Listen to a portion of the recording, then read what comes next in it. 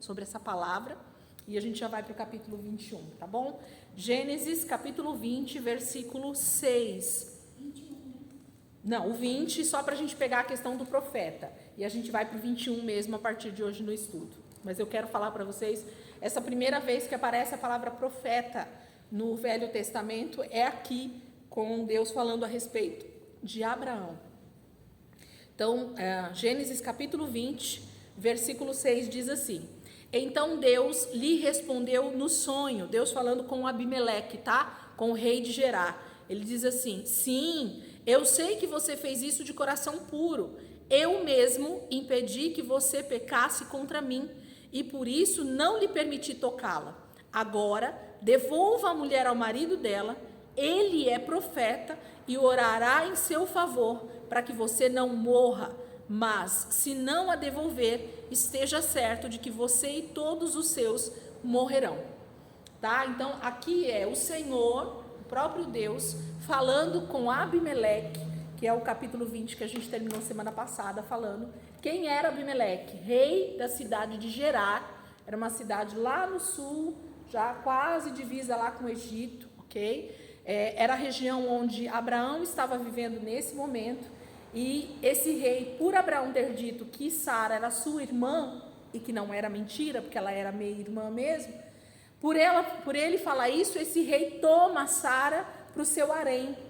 E o Senhor não permite, Deus está dizendo que ele não permite que Abimeleque toque em Sara, né? Que ele tivesse relações sexuais com Sara, para não macular a vida de Sara, porque Sara daria à luz Isaac, né? Então a gente já falou um pouco sobre isso. Deus estava guardando a linhagem de Abraão, guardando a linhagem que Deus tinha dado a promessa. Então Deus não permite. E aqui então há uma particularidade muito interessante. Primeiro que Deus fala que ele, no finalzinho do verso 6, ele diz assim: eu mesmo impedi que você pecasse contra mim. Então tocar em Sara, né, fazer com que Sara se tornasse mulher dele, feriria, atacaria a própria honra de quem? De Deus, ok? Porque Deus está dizendo que o pecado seria contra ele. Ué, mas não era Abraão que era o marido de Sara? Por que o pecado não seria contra Abraão e sim contra Deus?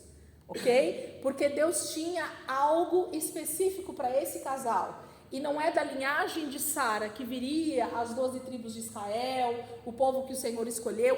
A noiva de Cristo não sai de Abraão, que a gente vai entender isso ao longo da história. Então Deus está dizendo que essa noiva, Sara, é sua noiva. Ok? É como se Sara fosse a mulher do próprio Deus nesse momento. É isso que Deus está querendo dizer. Por isso que o pecado é contra Deus e não contra Abraão.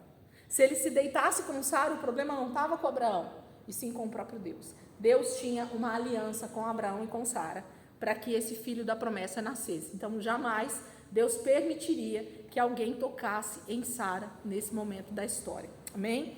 E aí ele vem com essa história do profeta no versículo 7. Agora devolva a mulher ao marido dela, ele é profeta. Profeta, gente, no Velho Testamento, ou na grande maior parte de toda a Bíblia, até no Novo, mas tem uma outra palavra, né, no original.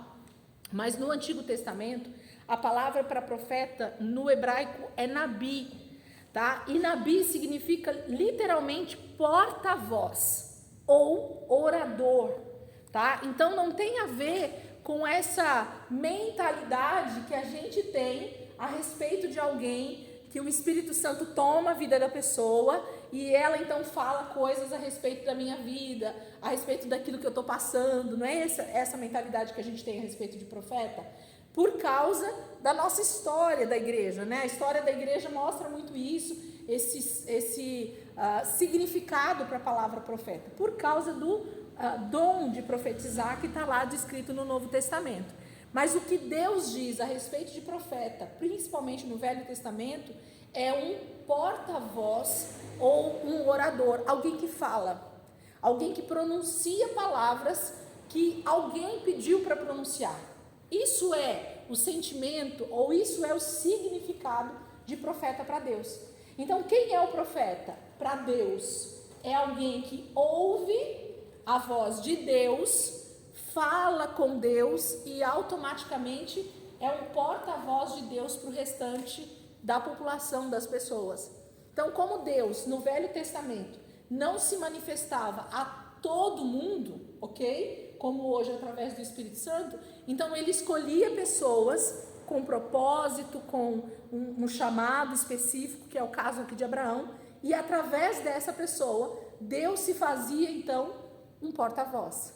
Então, Abraão porta a minha voz. Qual é a voz de Deus? A voz de Abraão. O que Abraão está falando é a voz de Deus. Não tem um ditado aí no mundo, né? A voz do povo é a voz de Deus. É, gente? Não. Tá? Mas vem disso, entende? Olha como, às vezes, um ditado mundano tem tudo a ver com fundamentos, princípios, até bíblicos. Porque é exatamente isso. Um profeta é alguém que porta a voz de Deus, que sabe o que Deus está pensando ou o que Deus quer falar para as pessoas aqui na terra e fala então a vontade de Deus, o propósito de Deus, a vontade de Deus. Isso é ser um profeta, ok? Mas o que eu queria falar com vocês, que nós vamos começar a ver durante todo o Velho Testamento aqui, já deixar aqui, e vocês anotem isso, se possível, para ir lembrando. O profeta, ele só existe na Bíblia. Nós já falamos isso no encontro de mulheres, quem estava aí no último encontro a gente falou um pouquinho sobre isso. O profeta só existe na Bíblia porque eu e você decidimos não falar com Deus no nosso relacionamento diário. E é a mesma coisa no Antigo Testamento. Porque Deus, ele desejava falar com toda a humanidade, desde o Éden. Não era esse o propósito de Deus? Todos os dias, na viração do dia, o Senhor não vinha falar com Adão e Eva? Então havia algum problema de Deus vir e falar com o ser humano aqui na Terra? Não. Em que momento isso para de acontecer?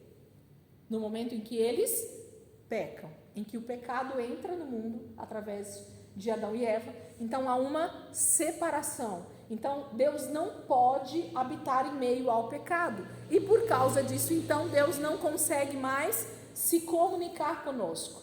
Lembra? Nós somos feitos de quantas partes? 3. A partir do pecado viram 2. Se Deus é espírito, nós já falamos bastante sobre isso, e Deus só fala através do nosso espírito, então como é que Deus vai falar com uma pessoa que só tem 2 partes? Tem comunicação? Não, ok? Esse é o grande problema da humanidade. Por que Deus não continuou falando com toda a humanidade? Porque a humanidade se tornou em 2 partes, né? Dicotomia que fala. Só corpo e alma. Não tem espírito, está morto. Alguém consegue falar com alguém morto, gente? Morto escuta? Por que ele fala com alguns? Porque aí ele enche do seu espírito. Nós não vimos Abraão aceitando Jesus aqui esses dias? A gente não falou que foi isso? Ele não nasceu de novo. Quando Deus chama Abraão, ele responde, já é o aceitar Jesus. Abraão aceitou Jesus no seu chamado. E depois, lembra da aliança que ele faz? E aí ele troca o nome de Abrão para Abraão. O que virou no nome de Abraão? O fôlego de Deus. Então Deus fez Abraão nascer de novo. Ele tinha, a partir de então, agora, o Espírito Santo dentro da vida dele. Por isso que ele se torna um profeta. Então, um profeta é alguém que, na verdade, então passa a ter as 3 partes para que Deus possa falar com ele e ele ser o porta-voz para os mortos espiritualmente. Ok? Mas Deus deseja falar com todos? Sim. O problema é que eu e você não damos lugar para o Senhor falar conosco. Na nova aliança, a gente vai entender isso lá na frente também, mas já posso adiantar que a questão de ainda precisarmos de profetas é justamente isso. Eu e você nunca estamos disponíveis para ouvir Deus. Nós nunca estamos disponíveis a ter relacionamento com Deus, porque o nosso dia a dia nos toma todo o tempo. A gente estava falando disso agora há pouco, né? Entende? Se eu não tenho tempo de bater papo com o meu pai, se eu não tenho tempo de ter relacionamento com o meu Deus, como é que ele vai falar comigo? Entende? Deus continua querendo falar com toda a humanidade. E agora é possível, porque através de Cristo, nós nos tornamos nova criatura, nascemos de novo, temos o Espírito. Então, todo aquele que nasceu de novo tem condições espirituais de ter relacionamento com Deus e de falar com Deus. E de Deus falar conosco, por causa do nosso Espírito, recriado, nascido de novo. Então, agora Deus tem condições de falar com o homem, mas ele continua precisando de profetas. Mas na velha aliança tinha uma desculpa, né? Era só 2, não tinha Jesus, não dava para o homem nascer de novo, não tinha como ele se arrepender dos seus pecados, porque não tinha a morte de Jesus.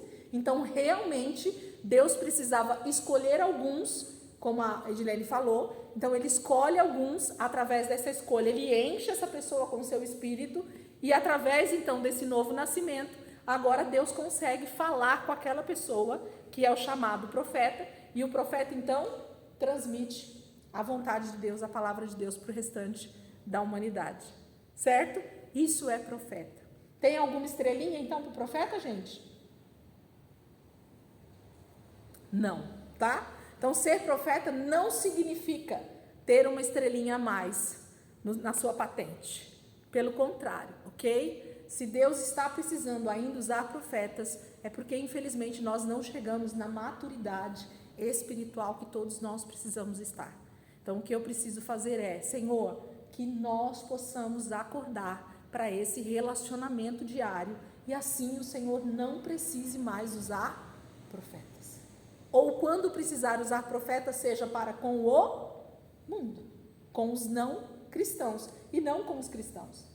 Porque cristão que precisa de profeta é porque ele não está falando com Deus e Deus não está falando com ele. Ok? Tá? Então, tem a ver com isso. Era isso que eu queria falar para vocês aqui a respeito de profeta.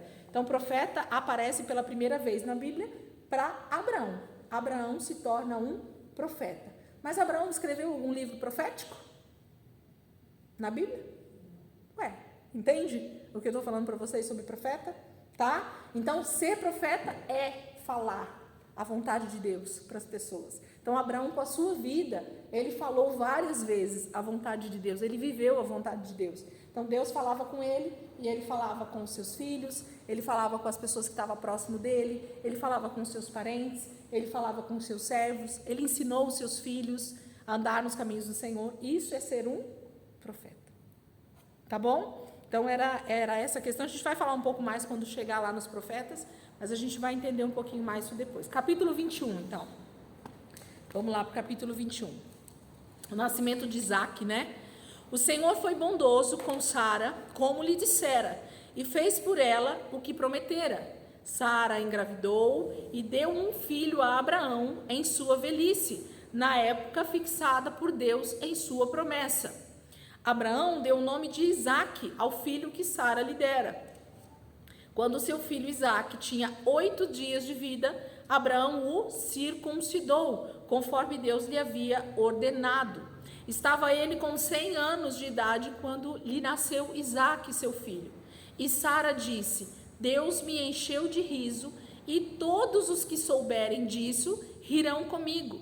E acrescentou: quem diria a Abraão que Sara amamentaria filhos? Contudo, eu lhe dei um filho em sua velhice. Então, esse é o primeiro tópico aqui, né? Do nascimento de Isaque. Então, Sara realmente engravida, como Deus havia prometido. No capítulo 18, 19, que a gente estava lendo, né? O Senhor aparece e fala que daqui um ano, né, na primavera, vai voltar e Sara já vai ter um filho nos braços. E Deus cumpre essa promessa. Depois da aliança, né, através da circuncisão, e aí nós já falamos bastante sobre essa questão de Deus ter escolhido um tempo apropriado, porque Deus precisava fazer aliança, da circuncisão com Abraão, né? Então, através agora desse relacionamento com Sara, depois de Abraão circuncidado, aí sim poderia nascer o filho da promessa. E aqui acontece isso então, e aí Sara tem o filho, Abraão lhe dá o nome de Isaque, que quem foi que deu o nome para Isaque, gente? Deus. Então não foi Abraão que escolheu, eu acho Isaque bonito o nome, vou pôr. Não, Deus deu a identidade de Isaque. Isaque se chamaria riso, sorriso, ok? Esse seria o nome de Isaque. Porque todas as vezes que Isaque fosse chamado, pelo seu pai, pela sua mãe, pelas pessoas que estavam perto dele, iriam lembrar o quê? Do significado do nome dele. Riso, sorriso, ok? Então, todas as vezes que a gente pronuncia o nome de alguém, lembra? A gente está justamente, talvez, traçando um futuro, um destino para aquela pessoa, né? Uma sina, como a gente diria aqui nos nossos dias. Então, era isso que Isaac representava para Israel, nesse momento, que não era Israel ainda, mas para a humanidade. Abraão é uma tipologia de Cristo. Nós vamos ver isso já já. Então, quando a gente olha para Cristo, qual o sentimento que a gente tem? De alegria. Quando nasceu Jesus, o mundo, a humanidade, né? O mundo espiritual e o mundo físico, aqueles que conseguiram reconhecer o Messias, o Senhor, eles se alegraram. Nós vamos ver isso. Então, Isaac é a tipologia de Cristo e a gente vai ver muito isso dentro do perfil de Isaac, desse menino que está nascendo agora, esse filho da promessa. E Abraão, já vou adiantar aqui para vocês, vamos olhar para Abraão como o próprio Deus. Abraão é a tipologia do pai que é aquele pai que está disposto a fazer qualquer coisa em favor dos seus filhos, tá? Nós vamos ver, essa tipologia está muito clara aqui dentro do livro agora, a gente vai conseguir ver isso. Abraão como essa tipologia do próprio Deus e Isaac como a tipologia do próprio Cristo. Elisângela, o que é tipologia? O que é tipologia, gente? Vocês sabem? O que é que eu fico falando aqui? É uma tipologia, uma tipologia, uma tipologia. É uma alegoria, né? A gente usa muito esses termos dando aula para a gente poder entender os textos. O que é uma tipologia? Alguém conseguiria me explicar em 2, 3 palavras? O que significa uma tipologia? Uma versão, quem mais? O que é uma tipologia? Na verdade, vamos dividir a palavra tipologia, né? O que é biologia?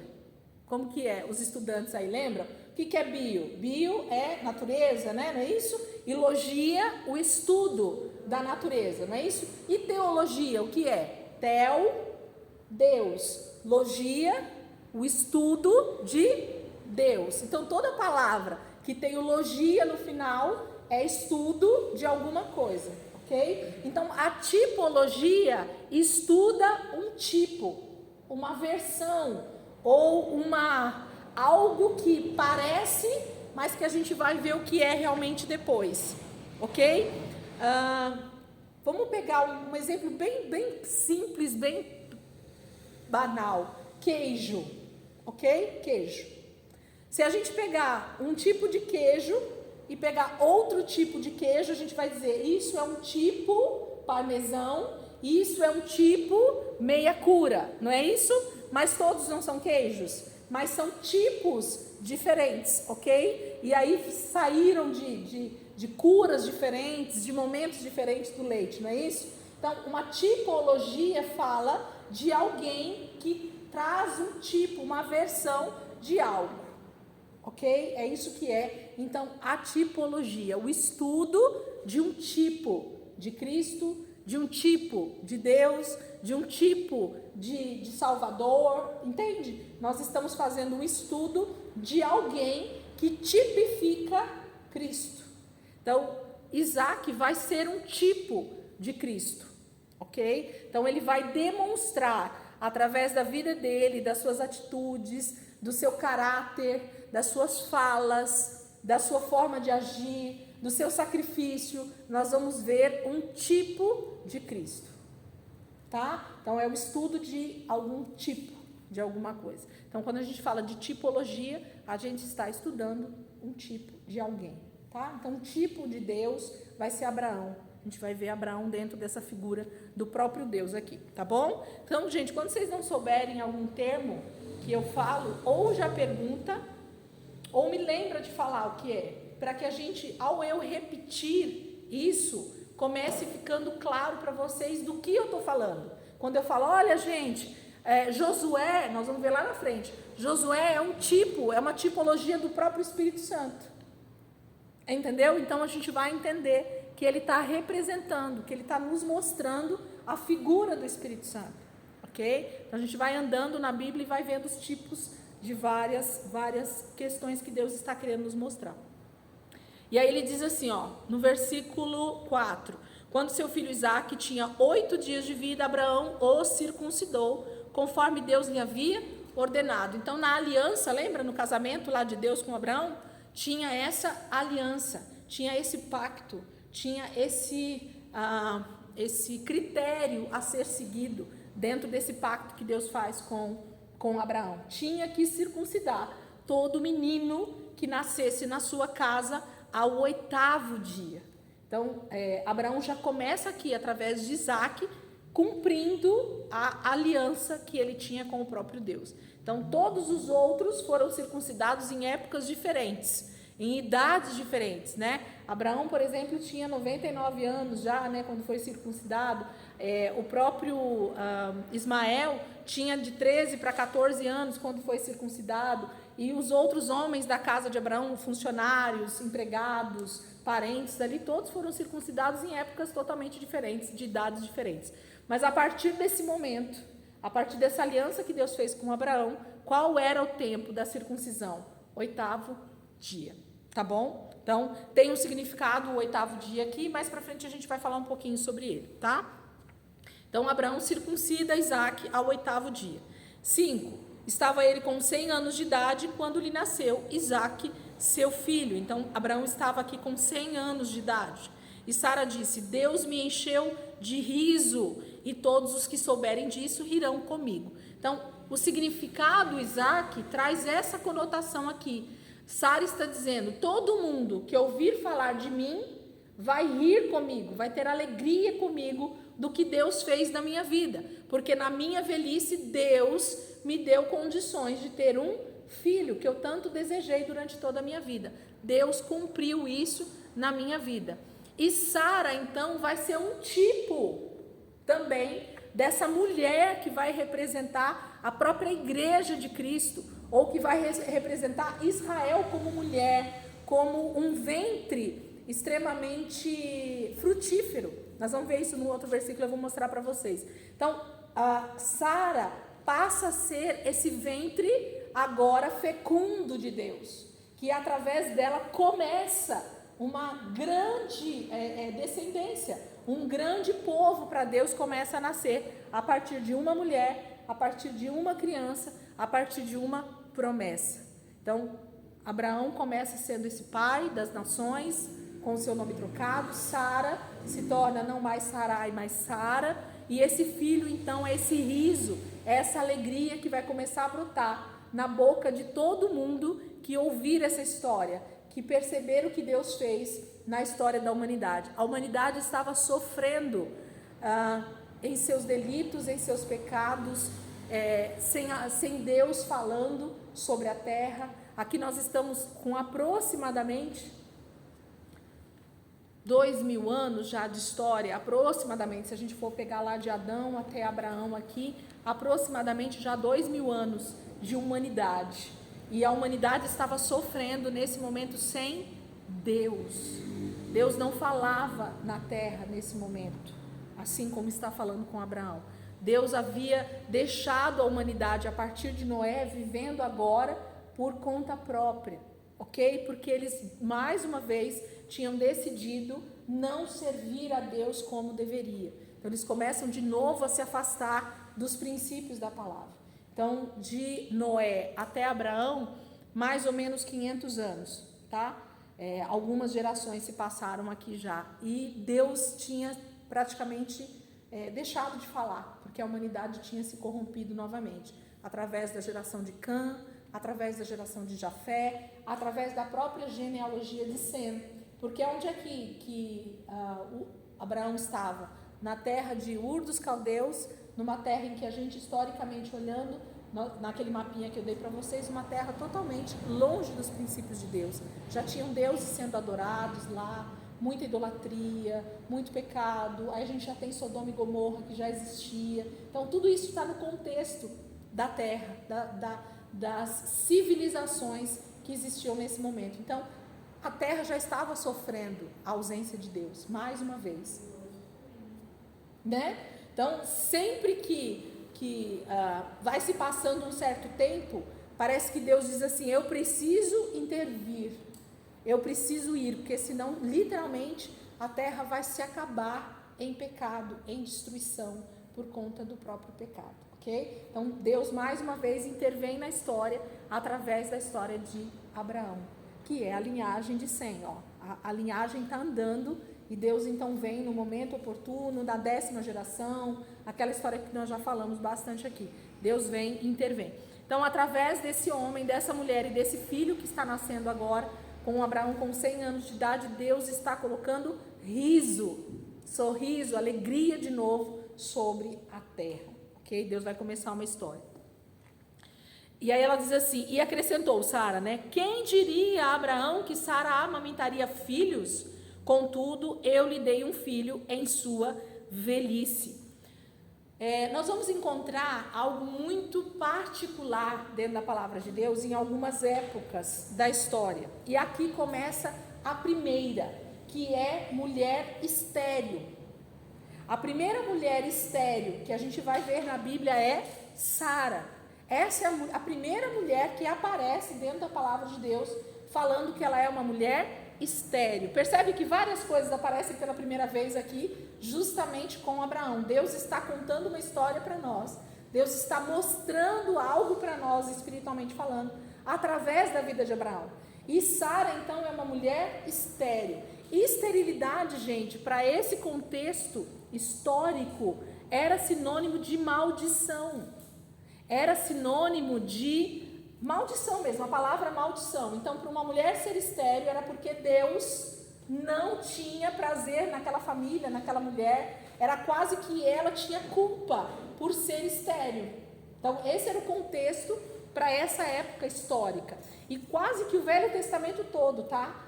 Quando se mostra uma mulher estéril, está se falando de uma mulher que ela precisa verificar na vida dela ou na vida dos seus antepassados se não tem pecado a ser confessado, porque provavelmente tem maldição nessa história, tá? Então, a esterilidade tem a ver com maldição. E é sempre mulher que é estéril? A Bíblia vai mostrar sempre a mulher como estéril. A Bíblia vai mostrar. Não quer dizer que sempre era, ok? Vamos fechar o nosso círculo no que a palavra diz, no que Deus está tentando nos mostrar. Por que é sempre a figura feminina que é mostrada na Bíblia como estéril? Quem é que dá à luz filhos? A mulher. E qual é a representação da mulher na Bíblia? Ok? Desses filhos que Deus quer gerar. Eva era a mulher que deveria gerar filhos para Deus. Ok? Então, é o ventre feminino que gera, que gesta, na verdade, né? Gerar tem a ver com o homem e a mulher, né? Os dois geram junto uma criança dentro do ventre, mas gestar, trazer gestação para nascimento, para ter nascimento, tem a ver com mulher, tá? Então, por isso que a Bíblia vai se concentrar em dizer que algumas mulheres eram estéreis. Deus está mostrando que a esterilidade tem a ver com a falta dessa concepção que deveria ser algo totalmente natural e totalmente divino na vida de uma mulher. Então, as pessoas que vão dar um testemunho que eu não consegui engravidar e agora eu engravidei, é um testemunho de que melhorou ou é um testemunho de vergonha? Ó, o que eu vou dizer para você? Que isso não é só nesse aspecto, tá? Isso é em vários aspectos. Eu não gosto, Elisângela, tá? Ó, gente, quem está falando agora é eu. Como diz Paulo, agora quem está dizendo sou eu, não é Deus que está dizendo. Não estou falando que Deus falou, tá? Então é Elisângela. Eu não gosto de testemunho desse tipo de coisa. Por quê? Porque esse tipo de testemunho não tem a ver literalmente com Deus. Tá? O que eu quero dizer com isso? Para você ser estéril, às vezes foi algum tipo de situação de cromossomo, de biológico, ok? Nascimento, pai, mãe, nananã, nasci, faltou um cromossomo, nananã, e eu nasci e sou estéril, certo? Marido, a mesma coisa. Tem a ver com literalmente Deus falando assim, eu quero que a Daiane seja estéril. Puf, que ela seja estéril. Tem a ver com isso? Não, gente, Deus é muito além disso, tá? Nós temos na Terra quantos bilhões de pessoas? 8 bilhões? Hoje? 9 bilhões? Alguma coisa assim, né? É negócio na casa do bi. Você acha que Deus realmente está preocupado em olhar lá para a sua casa, você tendo uma filha mulher, e essa filha mulher, Deus olhando e falando assim, estéril. Entende? A gente precisa sair desse mundinho de achar que é Deus. Não, gente, Deus é muito maior. A questão para Deus é sempre muito maior, é macro, tá? Tem a ver com a questão do pecado caminhando na humanidade, isso está destruindo o nosso corpo físico. O pecado está destruindo o nosso corpo físico? Sim, ok, pecado, não Deus decidindo que você seja estéril. Entende? Então, a oração para uma mulher ser curada da esterilidade, ela é válida? Sim, mas não quer dizer que Deus esteja preocupado com isso. É isso que eu estou querendo dizer. Sim. Minha opinião, tá? Deus está muito mais interessado na tua salvação, na tua transformação, do que exatamente numa cura de esterilidade. Elisângela, está falando heresia. E Ana? Nós vamos chegar lá, tá? Mas e Ana? Ana não orou? Ela não era uma mulher estéril? Onde ela está?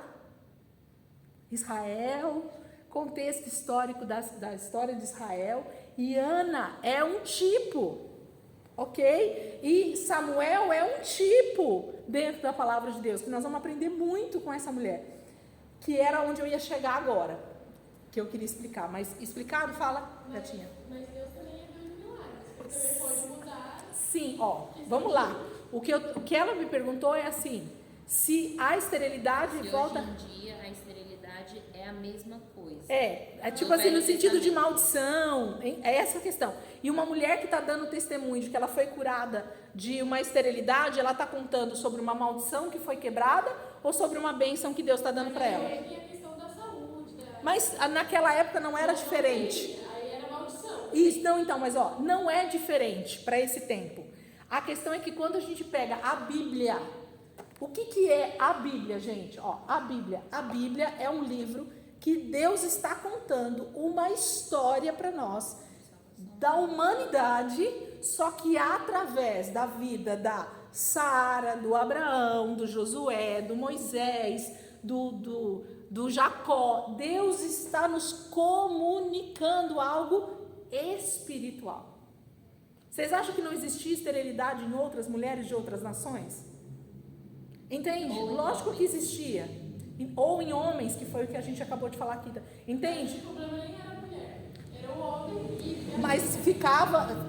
E você chegou no ponto agora, que talvez eu não tinha pensado, pra gente falar que às vezes não era a mulher naquele casamento que era estéril, era o homem, certo? Mas às vezes só ia descobrir isso se esse homem casasse com uma segunda mulher, com uma terceira, e essas mulheres também não engravidassem.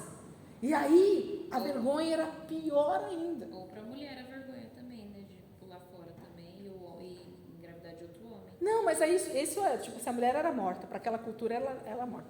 Mas se o homem descobrisse que ele era estéril, imagina, a vergonha era pior. Entende? Tá? Então, o que a gente está querendo dizer é que eu preciso que vocês me acompanhem. E esse é o meu maior desejo quando eu dou aula, é a gente entender que a palavra, ela não está falando simplesmente de algo natural. A gente precisa sair desse âmbito do natural e ir também para o espiritual. Ainda que a gente não possa espiritualizar tudo. Tá vendo o que eu estou querendo dizer? Deus está comunicando algo espiritual, mas eu não posso espiritualizar tudo. Vou dar um exemplo para vocês de espiritualizar tudo. Eu ouvi algo essa semana que eu gostei bastante. Quantas vezes a gente ouve pregações a respeito de Davi? Deus deseja que você seja como Davi, segundo o coração de Deus. Deus deseja que você seja como Sara, uma mulher que se entrega ao Senhor para os planos de Deus. Não é assim que as pessoas pregam para nós? Você precisa ser como Ana, fazer a oração de Ana, entregar o teu Samuel para Deus. É ou não é esse tipo de pregação que a gente ouve? Eu estou espiritualizando a palavra, porque você não é Ana, você não é Abraão, ok? Você não é Sara. Entende o que eu estou querendo dizer? Você é Edilene, você é a Adriana, você é a Cíntia, você é a Daiane. Deus tem uma história específica para você. Para eles, Deus tinha essa história, que estava comunicando algo espiritual Mas nós não somos, nem como Davi, não devemos ser, né? Porque nós temos uma história muito particular com Deus. Entende o que eu estou falando de espiritualizar tudo? A palavra não foi feita para eu fazer isso. Trazer essa palavra para o meu dia a dia, o contexto daquela época. Não cabe, não dá. Deus estava escrevendo uma história a respeito de redenção. Mais especificamente, a Bíblia, ela é tão restrita em personagens, em história, em cronologia, que a gente fala assim, mas e o resto do mundo? Porque existiu o resto do mundo, certo? Mas Deus se concentra em uma nação, em um povo, em uma época, em um relógio cronológico, certo? Para escrever uma história da redenção de toda a terra. Então, Deus está usando personagens, pessoas daquele momento para transmitir algo espiritual. Então, quando a gente fala que Abraão é um tipo de Deus, o que eu estou querendo dizer com o tipo? Lembra? Eu estou pedindo para vocês olharem para Abraão como se fosse o próprio Deus em suas atitudes. E a gente vai perceber isso nas atitudes. Quando eu olho para Isaac, eu percebo o próprio Cristo nas atitudes que acontecem com esse menino. Já vou mostrar isso para vocês agora, entende? Então a gente precisa parar de pegar a Bíblia e tentar colocar ela dentro do nosso mundinho de hoje, porque ela não vai caber. E não é isso que Deus quer. Entende o que eu estou querendo dizer? Ou eu fui muito complicado e piorou mais ainda? Entenderam? É porque às vezes as caras de vocês ficam assim, tipo... Explica só o final da questão do testemunho, de ser estéril ou não estéril. De ser estéril ou não estéril, no sentido assim, isso pode ser um milagre, isso pode te fazer bem, mas você também pode fazer outra pessoa isso sofrer. Aí já foi perguntado lá em casa, por isso que ela lembrou. Olha só o que acontece. Temos dentro da igreja, é isso que ela quer dizer e a gente precisa se atentar a isso. Temos dentro da igreja, nós estamos aqui nesse salão culto, ok? E vem uma mulher dessa contar esse testemunho, ok? Eu era estéril e agora posso ter filhos. Olha, estou grávida. Deus me fez agora ter um filho. Olha que lindo. E a igreja glorifica. Glória a Deus, aleluia. Deus curou, Deus fez, agora ela vai ter um filho. Aí, sentado na cadeirinha, tem uma outra que é estéril. E Deus não deu o filho para ela. Deus não curou ela. Quem é o ruim da história? Segundo esses dois testemunhos. Não. Ouvindo o testemunho. Deus me deu a cura, irmãos. Deus me fez agora. Quem é o ruim da história? Quem é? Deus. Por que curou você, Dilene, e não curou a Daiane? Ela é mais bonita que você, Dilene?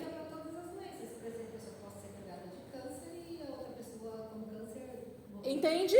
Entende, gente? A gente precisa tomar cuidado. Vou falar outro caso para vocês aqui, para vocês entenderem isso que eu estou falando. E eu me arrepia quando alguém conta esse tipo de testemunho dentro da igreja. Mas Deus tem que ser glorificado? Sim, mas não quer dizer que foi Deus quem te curou. No sentido assim de que deu a bênção para um e não quer dar para o outro. A gente precisa tomar muito cuidado com isso. Porque essa não é a realidade do nosso Deus. Vamos supor assim, esse tempo atrás, acho que foi eu nunca lembro o nome do pessoal, deu um testemunho de livramento de assalto, certo? Esse tempo atrás mesmo, uma menina veio e deu um livramento. Eu estava lá na porta da minha manicure, e eu fui, você viu? E eu fui, e aí o assaltante veio, eu consegui correr, entrei para dentro, Deus me livrou, ele não levou o carro, ele não fez nada comigo, e ele foi embora, está tudo certo. Deus me deu livramento, essa é a palavra que a gente usa, certo?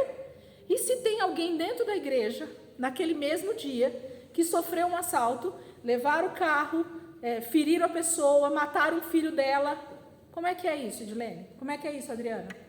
Como é que é isso aí, Rose? Como é que faz? Quem é o Deus dessa pessoa e quem é o meu Deus, então?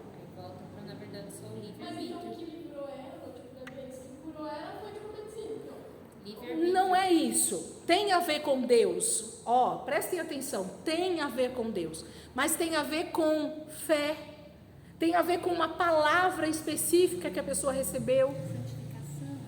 também, a gente pode ver vários aspectos, ou simplesmente um tratamento biológico, não pode ser? Às vezes a pessoa faz lá, não é, Dri? Você não está bem aí da tua coluna, Dri? A Dri foi Deus que te curou, Dri? Foi, mas através da mão dos médicos. Então não foi uma cura instantânea. Mas até mesmo pensando pelo lado ruim, houve uma vez que tudo acontece, tipo, só cai uma folha de uma árvore com a permissão de Deus. Sim. Então também o outro lado, se acontecer algo ruim, tem que entender isso. Isso só Que está debaixo da permissão, ó. O que é ruim, coloca sempre uma palavra antes. Permissão. Ok? Não foi Deus quem quis que você passasse por aquilo. Porque o efeito do pecado traz a maldade para a terra. Então, existe uma palavrinha antes de toda a maldade, chamada permissão de Deus. Tá? Isso para o justo e para o injusto. Isso que eu ia falar esse versículo da Bíblia mesmo. Que o sol nasce pelo justo e para o injusto. Esse texto que você citou não é versículo bíblico, tá? Cuidado. Não cai uma folha da árvore se Deus não quiser, não existe na Bíblia. Isso não é versículo bíblico. Isso é ditado, mas é verdade. Mas só vai fazer tal coisa se Deus permitir. É isso, tá? Então, a permissão de Deus, na verdade, ela tá em tudo, gente. É tudo, literalmente tudo, tá? A permissão de Deus está em tudo. Tanto para o bom, quanto para o ruim. Tanto para o justo, quanto para o injusto. Por quê? Deus é soberano. Quando a gente fala de soberania, a gente não compreende essa palavra. Geralmente a gente tem uma ideia meio vaga do que é soberania. Soberania é alguém que tem a autoridade máxima sobre tudo e sobre todos, e você não vai fazer nada se não houver a permissão de Deus na sua vida. É muito delicado. Levantar é a permissão de Deus.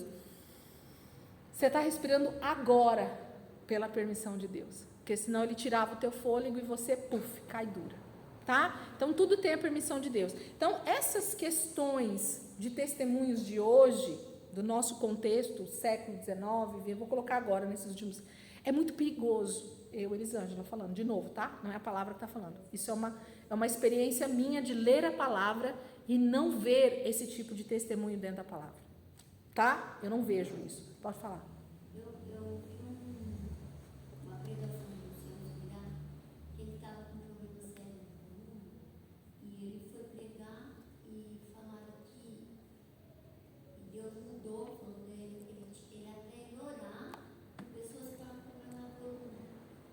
Mas ele mesmo não seria curado. E ele estava travado. Uma coisa engraçada que ele fala, né? Ele falou que ele não, pessoas foram curadas aquele dia e teve depois, né?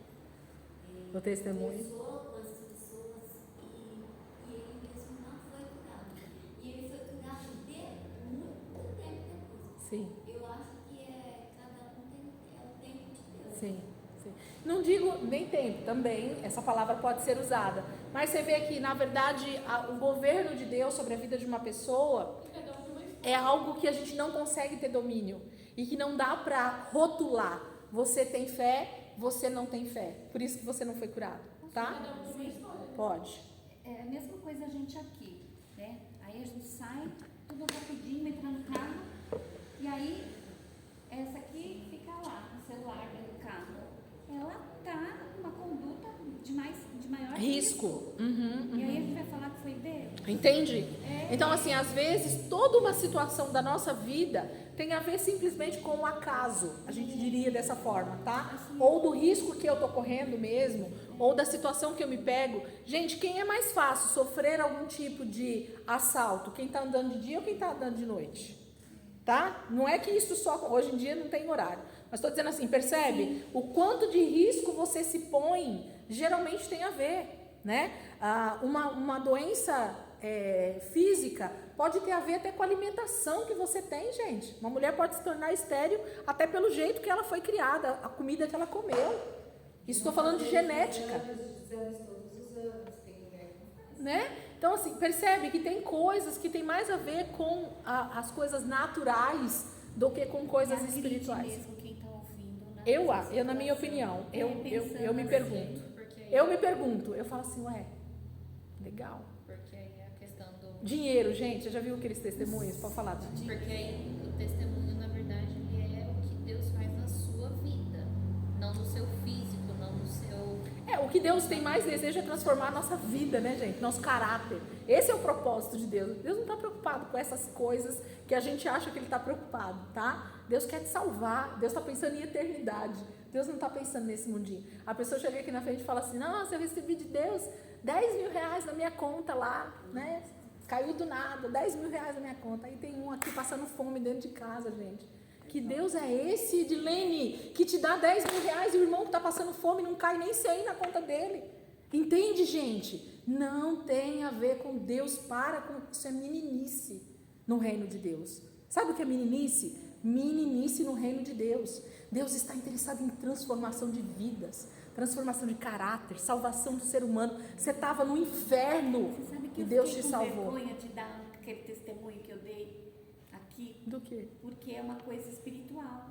Eu estava ali querendo ir embora, porque eu não conseguia ver o convidado na igreja que eu fui. Ah, sim. E eu fiquei com vergonha. Eu falei, gente, mas ninguém vai acreditar. O que a pessoa vai pensar de mim que eu estou inventando? Mas você vê, não Tem tudo coisa material para falar. E essa, né, doideira. É mais fácil isso, né? Tipo assim, Deus naquele momento te pegou naquela situação do que a gente contar. Mas eu fiquei com vergonha. Não, mas porque não tem eu nunca vi vergonha. um testemunho assim espiritual. É muito testemunho mais Físico, né? Natural. Isso. Vamos voltar, gente? Que a gente fala essas coisas para dar uma luz na nossa mente, uma iluminação, mas a gente precisa voltar, né? Senão depois fica. Bom, então vamos lá. Então, a Sara tipifica essa mulher estéril, tá? Então, a tipologia de Sara é essa mulher escolhida. E ela é estéril de propósito. É isso que eu ia entrar. Ao longo da Bíblia, a gente vai achar algumas mulheres estéreis, tá? E elas vão ser descritas aqui para nós. E não é por acaso que elas estão ali e que elas são estéreis até o tempo devido, até o tempo oportuno, até o tempo em que Deus intervém na história. E esse é o caso. Por quê? Porque Deus tinha um propósito para Sara dar à luz nessa idade. Ok? Sabe aquele tempo em que Deus precisa intervir na história? Deus sabe exatamente o ano, o dia, o mês, quem é que vai estar naquele lugar e que vai ser o instrumento dele para aquela obra. E Abraão e Sara são esse exemplo. Abraão, então, um homem que era da genealogia de Sem, ele era a 10ª geração, lembra, gente? Tem uma sequência perfeitinha ali nessa história. E a sua mulher, então, precisava ser estéril. Porque Sara poderia dar a luz lá em Ur dos Caldeus? Não. Sara podia ter dado a luz antes de Agar? Não. Sara tinha que dar a luz nesse tempo, nessa hora, nesse ano. Então, o que Deus faz com Sara? Torna ela estéril. Entende como às vezes a gente não sabe por que algumas coisas acontecem com a gente, por que eu nasci assim, por que eu nasci nessa família, por que eu nasci no Brasil, por que eu tenho essa idade, sabe assim, os porquês da nossa vida? Sara talvez só descobriu o porquê dela aqui. E ela então se tornou essa mulher que é falada há quase 6.000 anos. Sara se torna essa mulher, mãe do filho da promessa. Ok? Deus faz ela estéril. E ela só tem um filho. Ué, mas na história de Deus não gostava de dar uma penca assim de uns 15, 20 para a maioria das mulheres? Não é assim? O passado, né? E Deus escolhe dar simplesmente um filho para Sara. E na velhice ainda. No tempo da velhice. Por quê? Porque era para não ter mais mesmo. Ela já não tinha condições de ter, certo? Já foi uma intervenção sobrenatural do Senhor para Isaac nascer, certo? Isaac nasce do próprio Deus, da palavra. Ó. Deus libera uma palavra, você vai ter um filho. E é nessa palavra que Abraão e Sara têm Isaac, debaixo dessa palavra. Não tem a ver só com um homem e uma mulher deitando na cama, tendo relação sexual e nascendo uma criança. Não. Deus gerou essa criança entre Abraão e Sara. Ok? Então, Sara tem e dá à luz a esse único filho. E Deus vai falar sobre esse único filho.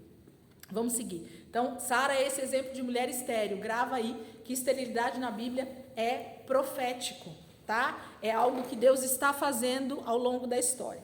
Versículo 8. O menino cresceu e foi desmamado. No dia em que Isaque foi desmamado, Abraão deu uma grande festa. Sara, porém, viu que o filho de Agar, a egípcia, Sara, porém, viu que o filho que Agar, a egípcia, dera a Abraão estava rindo de Isaque. Gente, não tem umas coisas, não sei como é que está a versão de vocês aí, mas a minha aqui está escrito rindo de Isaque. Ele estava literalmente tirando sarro de Isaque. Sabe aquela coisa que você olha assim e fala assim, é Deus na vida desse rapaz? É Deus na vida dessa mulher? Imagina, entende? Sabe o sarcasmo na boca do ímpio? Sabe o sarcasmo na boca daquele que não é o filho da promessa? Esse é o riso de Ismael. É olhar para Isaque e desdenhar de Isaque. Sabe assim, de você não dar nada para aquela criança que está ali desmamando, o filho da promessa. É olhar e não ver valor naquela criança. Só que a gente sabe quem vai ser essa criança no futuro, entendem? Então, Ismael tem uma atitude de, literalmente, sarcasmo, desdenho a respeito de Isaque. E ele está rindo. Então, ela disse a Abraão, livre-se daquela escrava e do seu filho, porque ele jamais será herdeiro com o meu filho Isaque. Nesse momento, Sara pede para Abraão despedir Agar e Ismael, tirar eles do convívio ali, porque Ismael estava agora sendo um motivo de vergonha, um motivo de perigo, talvez para Isaque, ali da convivência, e tantas outras coisas. Versículo 11. Isso perturbou demais Abraão, pois envolvia um filho seu. Mas Deus lhe disse, olha o que Deus diz a Abraão. Não se perturbe por causa do menino e da escrava. Atenda a tudo que Sara lhe pedir, porque será por meio de Isaque que a sua descendência há de ser considerada. Mas também do seu filho, da escrava, farei um povo, pois ele é seu descendente. Então Deus, mais uma vez, está reiterando, está dando para Abraão a tranquilidade no seu coração, de que ele podia sim mandar embora Agar e Ismael, porque traria problema para esse convívio. A palavra é clara, e é o próprio Deus quem está permitindo agora que Agar e esse filho vá embora, que Abraão mande esse filho e essa escrava embora, porque ele vai dar problema, vai ter problema esse convívio, ok? Mas Deus está dizendo, fica tranquilo, é seu filho, é sua descendência também, eu vou fazer dele um grande povo, que vão ser os ismaelitas. Lembra? Na descendência lá, Ismael também é um pai de 12 príncipes. Existe uma promessa para os ismaelitas, que são hoje os árabes. Eles são, família, primos também. Ismaelita tem alguma coisa a ver com islamismo? Tem. Ele tem uma referência, tá? Mas não quer dizer que todo descendente de Ismael não, seja da muçulmano, tá? Na verdade, o Islã são os muçulmanos, a religião muçulmana, tá? Os ismaelitas são os árabes, turcos, essa galera aí que são os descendentes de Ismael, tá bom? Não quer dizer que todo árabe seja muçulmano e não quer dizer que todo muçulmano seja da descendência de Ismael, tá bom? É uma religião como qualquer outra. Você não falou que eles falam, que eles não aceitam que Isaac seja o filho da promessa? Uhum. Eles não lêem essa parte aqui da Bíblia? Lê. Eles não serão a descendência considerada? Então, mas eles não, porque na verdade entra igual nós vamos entrar lá com Esaú e Jacó. Quem nasceu primeiro? Esaú. E quem nasceu primeiro? Ismael. Então assim, cara, quem escreveu a Bíblia escreveu errado, entendeu? É tipo assim, não acredita em Moisés, essa que é a verdade. Para eles, Ismael é o descendente da promessa, é o primeiro, é o que deveria receber. Os muçulmanos, eles não seguem a Bíblia. Eles seguem o Alcorão, que é como se fosse a Torá mesmo, dos judeus. Isso, eles seguem totalmente. Eles creem em Abraão, Abraão é o pai deles, do mesmo jeito. Então, o Islã, ele tem toda a base, os muçulmanos, ele tem toda a base igualzinha a dos judeus e a dos cristãos. Então, são 3 religiões judeus, o judaísmo, né? O cristianismo e o islamismo, a base é a mesma, gente. O pai Abraão, ok? A questão são as ramificações. Para o Islã, é Ismael, o filho da promessa, certo? Porque é o primeiro. E é Maomé, que é o profeta máximo deles, ok? É o que Maomé escreveu, é o que eles seguem, certo? Para o judaísmo, é o pai Abraão, e tem todo esse contexto a respeito da promessa feita a Israel. Eles seguem a risco a Torá, e Jesus não veio, aliás, Jesus veio, mas ele não é o Messias. Esse é o fundamento, né, do judaísmo. E o cristianismo, então, que tem a base em Abraão como pai da promessa, né, o pai de todos aí que vem, mas que crê em Jesus Cristo como esse Senhor e Salvador, tá? Então, a base das 3 religiões é a mesma, o pai Abraão, tá? Aí a questão são as ramificações aí que sai disso. Então, Abraão, então, decide, né, obedecer a Deus mais uma vez. 14. Na manhã seguinte, Abraão pegou alguns pães, uma vasilha de couro, cheia de água, entregou a Agar, e tendo-a colocado nos ombros dela, despediu-se com o menino. Ela se pôs a caminho e ficou vagando pelo deserto em Berseba. Vou pular essa parte, porque, na verdade, assim, ela pensa que o menino vai morrer, não morre, certo? Deus vem de novo em auxiliando Agar, e salva ela ali com o poço. Ela consegue ver o poço. Deus dá esse livramento para Agar, e eles se tornam então esse novo povo, né, a partir de Ismael, que vai ter uma esposa. O último versículo desse texto aí, versículo 20, olha só o que escreve aí. Deus estava com o menino, com Ismael, tá? Ele cresceu, viveu no deserto e tornou-se flecheiro. Vivia no deserto de Parã. Nós vamos ver esse nome um pouquinho lá na frente, vocês vão perceber isso. E sua mãe conseguiu-lhe uma mulher da terra do Egito, ok? Olha a mistura aqui de novo. Olha o que acontece aqui nesse momento, gente. Agar era o que, gente? Uma mulher egípcia, certo? Tinha sido tomada do Egito como escrava para Abraão, para a esposa de Abraão. Dessa mulher egípcia, da descendência de Cã, nasce então Ismael, certo? Então, da descendência de Cã, que é Misraim, lembra? Eu esqueci de trazer hoje, mas é bom a gente estar sempre olhando. De Misraim são os egípcios, e é dessa linhagem que Agar é filha, né? Ela então tem um filho com Abraão, que é Ismael, que se torna essa geração dos ismaelitas, mas Ismael vai se casar justamente com uma mulher da mesma linhagem dele, da mesma genealogia dele, né? Que é uma mulher egípcia. Então, de novo, a mesma união, vamos dizer assim, né? Ismael é filho de Abraão, da descendência de Sem, porém ele vai se casar também com uma mulher egípcia, da descendência de Cã, tá? Então vai ficar tudo lá no meio de novo. Então a gente vai ver que os ismaelitas vão ser também inimigos de Deus, como é até hoje, certo? Os árabes, por causa dessa questão. Eles acham que eles têm a promessa. Aí ele se casa com uma mulher egípcia, e aí tem essa descendência de Cã, que recebeu lá a promessa de maldição, lembra? Eles leem a Bíblia, gente, eles sabem dessas promessas. E mais do que isso, o diabo sabe dessas questões. E coloca então de novo briga entre irmãos. Ismael e Isaac são irmãos. Ok? Meio irmãos, mas são. Tá? Isso aqui também é uma grande questão, mas são irmãos, não deixa de ser, tá? Então, essa é a questão. Versículo 22 entra num acordo, né, que Abraão faz com Abimeleque. Não vou me ater aqui porque não é tão interessante, mas fala de uma aliança entre duas nações, entre dois povos que vão ser grandes, e a gente vai ver lá na frente. Eu vou lembrar essa passagem para vocês. Aqui Abimeleque, o rei de Gerar, lembra do capítulo 20?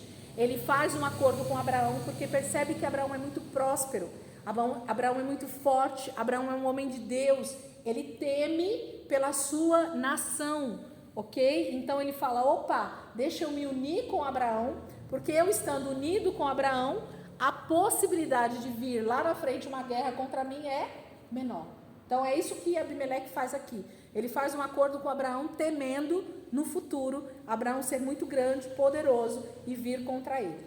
Então, vamos se unir para ficar melhor e ninguém ser contra ninguém. Mas nós vamos ver lá na frente o que vai acontecer. Porque Abimeleque, rei de Gerá, ele nada mais é do que um descendente dos Amalequitas. Tá? Ele está na região dos Amalequitas. Ele é descendência dos Amalequitas. Se você olhar aí na sua genealogia, de novo, os Amalequitas estão na descendência de Cã. Tá? Então, esse povo, os chamados Amalequitas, que é esse rei Abimeleque, ele é também, lá na frente, um inimigo do povo de Deus. Tá? Vai se tornar. Então, esse acordo que Abraão faz aqui, ele é meio quebrado no meio do caminho aí, e isso traz, inclusive, prejuízo para os Amalequitas, porque eles deveriam ter seguido à risca esse acordo, tá bom? Então, eu vou pular. 22, gente, vamos para o capítulo 22? Aqui nós vamos começar a ver algo profético, que eu falei para vocês que tanto Deus quanto Abraão tipifica Deus, Isaac tipifica Cristo, tá bom? Eu quero ler um versículo com vocês, não precisa nem abrir, ou se vocês quiserem só anotar a respeito da mulher estéril. Olha o que Isaías vai profetizar em Isaías 54:1.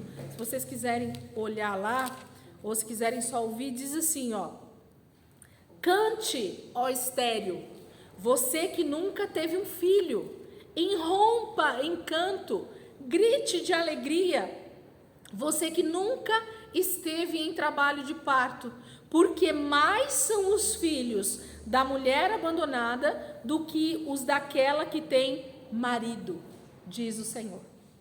Ok? Então, o que Deus está falando novamente, lá na frente, nós vamos ver isso, através do profeta Isaías, de que da estéril, daquela nação, daquele lugar onde não se via Deus gerando filhos dele, tá? Está se falando de filhos de Deus. Deus vai fazer da mulher estéril, daquela que não tinha filhos, para Deus, essa mulher ter muitos filhos, mais do que a mulher que tem marido. Vou dar um spoiler aqui para vocês a respeito desse assunto que a gente vai falar. Marido na Bíblia está ligado com a palavra Baal, que significa deuses falsos. Um dos deuses, né, do Antigo Testamento é Baal. A palavra Baal no hebraico é marido. Então, todo mundo que tem uma religião, uma falsa religião, um falso Deus que a pessoa adora, ela está adorando a um marido que não é o nosso real marido. Quem é o nosso real marido, segundo a palavra de Deus? Deus. Tá vendo a conotação? Mas vamos chegar lá. Tá dando uma fumacinha na cabeça? Fica calma, que vai rolar, nós vamos entender. Você está gostando? É isso, tá? Então, o que Deus está falando aqui através de Isaías 54 é que da mulher que tem marido, quem é a mulher que tem marido, gente? Certo? Então, as falsas religiões, todas as pessoas que adoram falsos deuses e que é considerado o mundo, não tem muitos filhos? Satanás não tem muitos filhos? Muitos filhos. Então, a mulher que hoje tem marido, a mulher estéril vai ter muito mais filhos do que essa mulher que tem marido.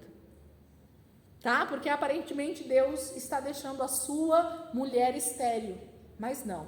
Da mulher estéril, Deus está dizendo que ela vai cantar, que ela vai irromper de alegria. Porque a mulher que era estéril, ela vai dar à luz a muito mais filhos do que a mulher que hoje tem marido. Filhos de Deus, né? Totalmente. Está falando de homens e mulheres nascidos para Deus, nascidos no Espírito, né? Através de Cristo, todos nós nascemos de novo.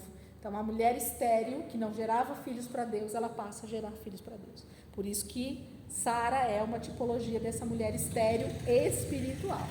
Porque através dessa esterilidade dela, Deus gera um filho da promessa. Ok? Um filho nascido de um homem que é 3 de novo. Então, ele é espiritual. Isaac é um menino nascido de novo, de Deus. O pai dele agora tem as 3 partes. Vocês conseguem seguir esse meu raciocínio? Conseguem mesmo, de verdade? Olha como isso é profundo e ao mesmo tempo maravilhoso, sabe? Assim, Isaac só nasce depois que Abraão nasce de novo. Por quê? Se ele nasceu de novo, Isaac não tem os genes, o DNA do pai e da mãe? Então, qual DNA que Isaac carrega? Isaac nasceu, então, com 3 partes? Entendem o que eu estou querendo dizer? Quando nós morremos espiritualmente, todos os filhos que nascem de Adão e Eva, mortos espiritualmente, eles também nascem mortos espiritualmente. Porque você só pode carregar no seu DNA o que tem os seus pais, certo? Se Abraão e Sara agora recebem uma nova identidade, nascem de novo, o filho Isaac, ele nasce então um filho da própria palavra de Deus, ele nasce também com as 3 partes, porque ele carrega o DNA agora dos seus pais. Por isso que nem Sara e nem Abraão podiam ser maculados no meio do caminho. Por isso que Sara não podia ser mulher de outro homem, né? Ela carregava o DNA. Abraão tinha as 3 partes porque ele aceitou Jesus. Nasceu de novo no chamado ali. Isso. Uma pergunta. Um homem que nasceu de novo, uma mulher que nasceu de novo, por que o filho nasce no pecado? Entendeu a pergunta? Se Abraão... Porque, de novo, você Abraão... está só trazendo algo que é da história da salvação. É uma tipologia. Eu estava tentando só pensar o que você está falando, porque é uma verdade, é uma realidade, certo? Mas nós estamos falando, nesse caso, muito mais de coisas espirituais, é uma tipologia, porque na verdade todos eles estavam mortos em seus pecados e delitos também, tá? Houve salvação porque eles creram na palavra que Deus deu, ok? Mas querendo ou não, todos, o Velho Testamento inteiro está debaixo da maldição do pecado. Se levar por esse lado, tudo bem que ele nasceu com o espírito. Vamos supor que se hoje, vamos supor, eu tenho uma filha com o rei e ela nasce só com corpo e alma, certo? Mas eu posso declarar, no sentido assim, né, no espiritual, que ela também nasce com o espírito e ela vai ser ensinada no espírito. Mas ela vai precisar aceitar Jesus, é isso que você está falando. Mas aí, consequentemente, ela vai aceitar fácil. Sim e não, a gente não pode pôr como regra porque não é uma verdade. Nem todo filho de crente, mesmo sendo ensinado pelos pais, porque entra o livre-arbítrio que você falou. Todo ser humano, ele nasce com isso. Mas ainda assim é aquilo que a gente fala, não vai ser só o ensino, vai ser o exemplo. Sim, é mais fácil, sim, né? Mas não quer dizer que, sabe assim, eu não posso bater o martelo. E aí, essa pergunta que você fez, ela tem todo sentido. Mas se nós estivéssemos olhando naturalmente, entende? Então, Abraão é a tipologia de Deus, Sara é essa tipologia da igreja, tá? Então, ela está gerando filhos para Deus. E Isaac é o filho que é gerado a partir da palavra. Ele nasce por causa de uma palavra que Deus deu. Então, eu creio que Isaac nasce sim, com as 3 partes, por causa da palavra. Porque ele nasceu da própria palavra de Deus. Por que Ismael não é considerado com 3 partes também?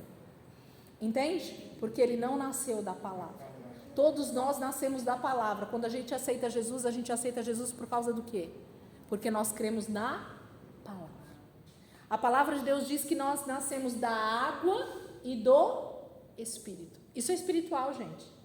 Quando Jesus se encontra com Nicodemos, que ele fala para Nicodemos, você precisa nascer de novo, ok? E aí Nicodemos não fica doidão e fala, como que eu vou voltar para o ventre da minha mãe, Jesus? Como assim? Eu já sou velho. E Jesus, não, Nicodemos, você vai nascer da água e do Espírito. Está falando espiritualmente.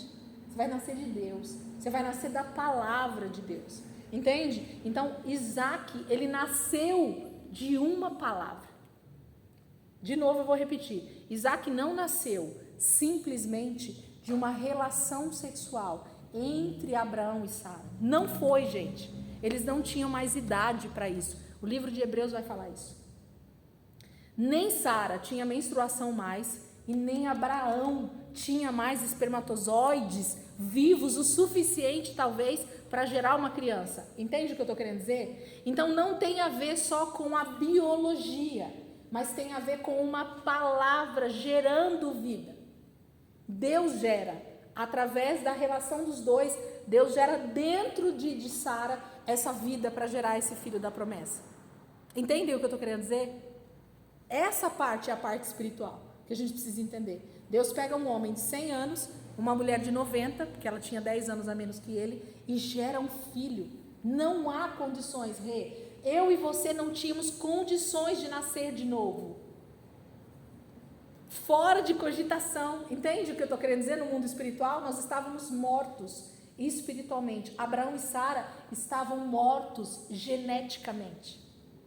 Eles não tinham condições mais de gerar. Mas Deus, através da sua palavra, promessa, ele gera esse filho.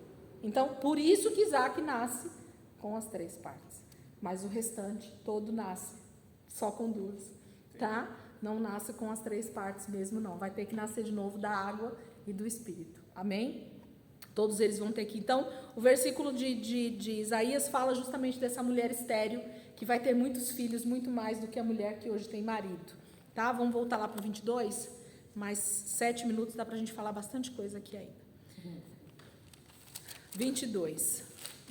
Diz assim: passado algum tempo, Deus pôs Abraão à prova, dizendo-lhe: Abraão.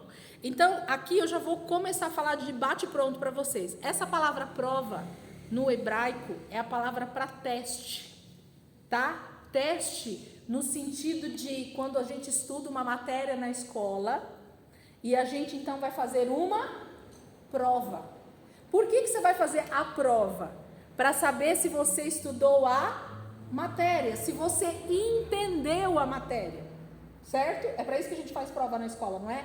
Esse é o significado dessa prova aqui, tá bom? Que Abraão passa através que Deus põe Abraão à prova. Então Deus diz assim: ó, Abraão, já falei com você até aqui, já te mostrei o meu poder até aqui, agora eu vou ver se você realmente entendeu.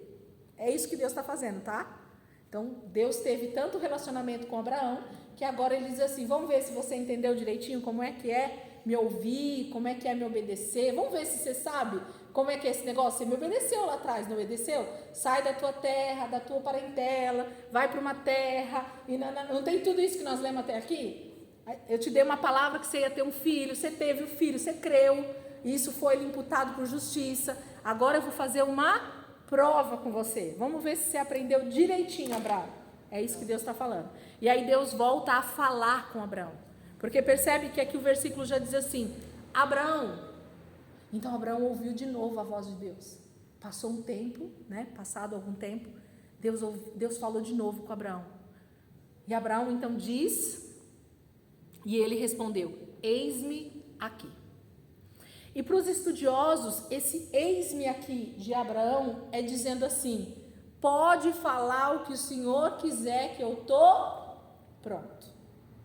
Tem coragem? Antes de saber o que Deus vai pedir, de falar isso para ele? Porque Deus não tinha falado ainda com Abraão. Ele só chamou Abraão. E aí, Reginaldo? Aí você fala assim: e aí, sogra, eis-me aqui. Mas você nem sabe o que eu vou te pedir. Você pedir uma coisa que você não vai conseguir fazer para mim. Não, eis-me aqui. É isso que Abraão falou para Deus. Tá? Sem saber o que Deus tinha falado, ele diz: eis-me aqui. E diz que o sentido do original desse eis-me aqui é: pode pedir o que o Senhor quiser, que eu vou obedecer, como das outras vezes. Não é fácil, tá? É só para os que realmente já tiveram uma escolinha, já estudaram a matéria, que aí dá para responder dessa forma. Versículo 2. Então disse Deus. Vai anotar? Lógico, calma aí. Aí vai passar os minutos ali, não vai dar para eu entrar.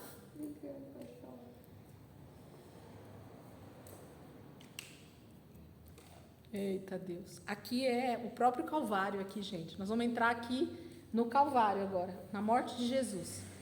Exatamente com todas as letras, os tios, tudo, profeticamente. Então disse Deus: tome o seu filho, o seu único filho.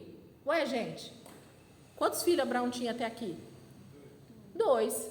Ué, por que Deus falou seu único filho?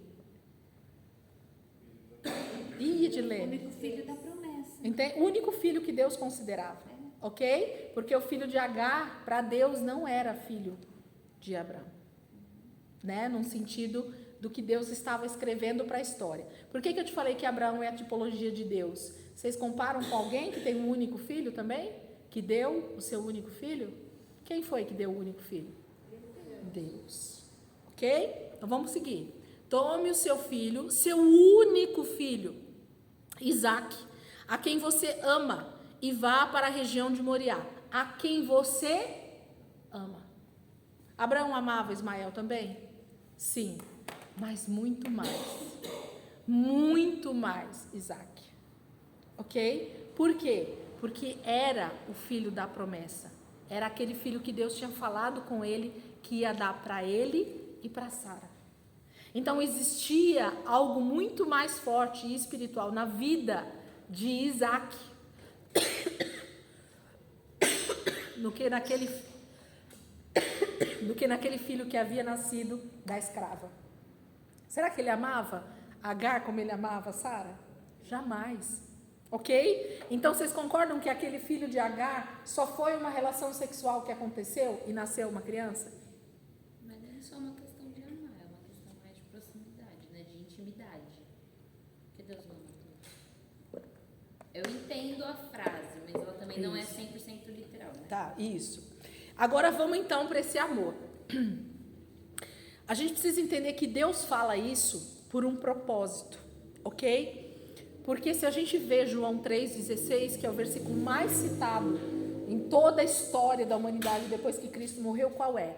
E Deus amou o mundo de tal maneira que deu o seu Filho unigênito para que todo aquele que nele crê não pereça, mas tenha a vida eterna. Como é fácil decorar esse versículo, né? De tanta gente ouvir. Ele fala assim, decoradinho, certo?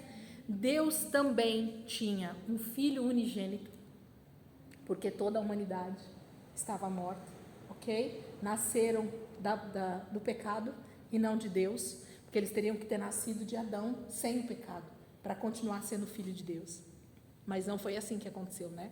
Quando Adão pecou, todo o restante da humanidade estava morto para Deus. Não era filho de Deus, era filho de Adão e Eva morto espiritualmente. Tá vendo? Como a própria palavra vai mostrando isso para a gente, de que é espiritual o que Deus está fazendo e não natural. Todos eles estavam mortos espiritualmente. Bom, o mesmo sentimento, a mesma situação agora está sendo mostrada para nós dentro da palavra de Deus como uma sombra. Nós temos o Novo Testamento onde está escrito isso, mas quando Abraão estava vivendo isso e quando Moisés estava recebendo essa palavra, ele tinha o Calvário já na frente dele? Não, ok? Não. Então esse é o profético da palavra, é Deus escrevendo ao longo da história, e isso vai acontecer muitas vezes, ao longo da história de quase 6.000 anos, Deus escrevendo sobre algo que haveria de vir. Entende? Só que eles não entendiam isso de forma muito objetiva, clara. Mas você concorda que quando Deus fala, algo fica ali remoendo dentro da gente? Você fala, Deus, como que o Senhor vai fazer isso? O que vai acontecer? Como que vai ser isso? A volta de Jesus. A gente não fala sobre a volta de Jesus? A gente não sabe que vai acontecer? Sabe. Mas a gente sabe com exatidão? Não. A palavra diz o que vai ser, não já? Não está tudo profetizado? Então a gente lê, a gente já sabe. Mas como de verdade vai acontecer, a gente sabe? Não. Então quando Deus estava escrevendo essa história através de Abraão, Ele estava fazendo a mesma coisa. Mostrando o Calvário de forma simbológica. É isso? Simbólica? Simbológica não.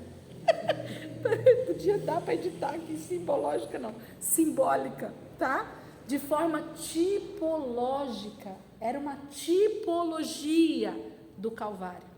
Vamos ler mais? Me deem 5 minutos só para a gente pegar esse texto aqui. Eu juro que eu vou só ler e vou falar os pontos e semana que vem a gente entra, tá?